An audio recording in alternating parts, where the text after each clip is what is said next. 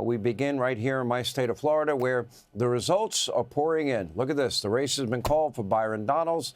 And here with the very latest is Danamarie McNicholl. Dana, you know, if we were in California, I wouldn't be asking for this report probably for 2 months out. Well, hey, Sean, well, luckily we are not in California. And looking at the latest results, the socialist test failed for the congressional primary. Now, DSA-backed Oliver Larkin, he will not advance. Voters really didn't take to his far-left ideology. Larkin ran on things like abolishing ICE, free college tuition, ending aid to Israel. He wasn't able to beat two-term incumbent Congressman Jared Moskowitz, who ran as a pro-Israel moderate. Larkin tried to get the younger Gen Z and millennial crowd, but just couldn't push through the affluent, heavily Jewish 25th district here, where Israel was a central issue in the race. Now, looking at some of the numbers, it was more than a 10,000 vote difference. As for the U.S. Senate race, Ashley Moody will advance as the Republican candidate, getting over 1.2 million votes. On the Democrat side, there was a major upset. Self-proclaimed socialist Angie Nixon won the nomination, a left-wing victory against establishment Democrat Alex Vidman. Nixon, she will face an uphill battle this November against Moody, who is heavily favored to win. Now, as expected, as you already congratulated Byron Donalds, he has secured the Republican nomination for governor, beating out second-place Lieutenant Governor Jay Collins. And, Sean, we will have to wait and see if Governor Ron DeSantis endorses Donald. So far, he's been somewhat quiet on who he wants to precede him. As for some of those election results today, Republicans came out in far larger numbers than Democrats. So that could indicate what the midterms might look like here in Florida.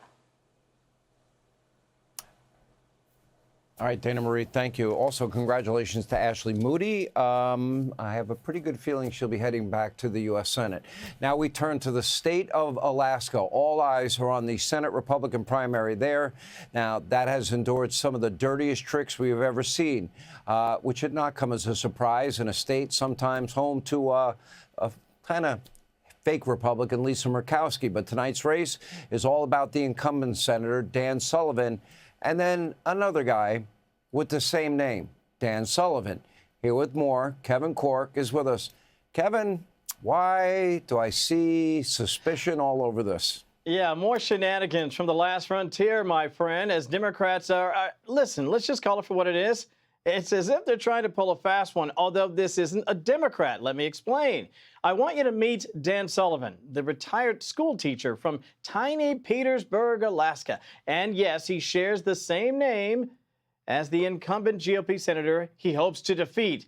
Now, this particular Dan Sullivan, let's just call him fake Dan Sullivan, actually voted for the Democrat nominee in the last 3 presidential elections, but he's running as a Republican. He also voted for the leading Democrat challenger in this race, Mary Peltola, but he's running as a Republican. And despite time and time again protesting against President Trump, he's running as a Republican. This is who we're calling the fake Dan Sullivan. By the way, he also attended a No Kings protest.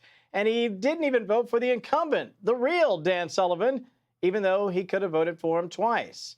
Now, here's why this is important. In a state with roughly 600,000 registered voters, even a small number of Republicans, Sean, who say accidentally vote for the fake Dan Sullivan, well, that could hand the race to, say, Miss Peltola, which is why many people are very upset about what they're calling an obvious attempt to sabotage the real Dan Sullivan. Now, do keep in mind, because of Alaska's crazy primary rules, the top 4 vote getters, regardless of party affiliation, will advance to the general in November. We got to do something about their ranked choice voting as well, but we'll keep an eye on this one for you. I think Alaskans are smart. They'll figure out which Dan Sullivan they want.